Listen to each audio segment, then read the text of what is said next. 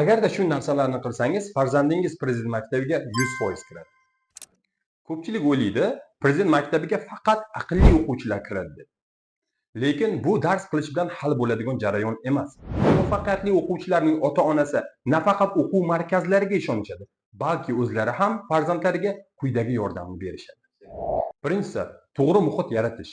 Bunday ota-onalar farzandining atrofida bilimga qiziqqan bolalar bo'lishiga kuchli e'tibor berishadi.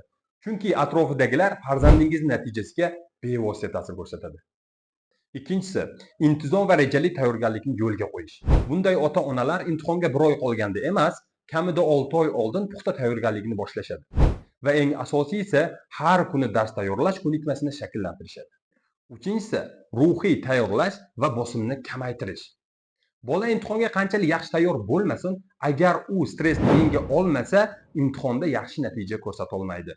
Muvaffaqiyatli o'quvchilarning ota-onalari farzandlarini qo'rqitmagan, balki ularga ishonch bera olgan. Agarda siz ham farzandingizni Kushon Akademiyaning maxsus guruhlarida o'qitmoqchi bo'lsangiz, izohlarda + belgisini qoldiring.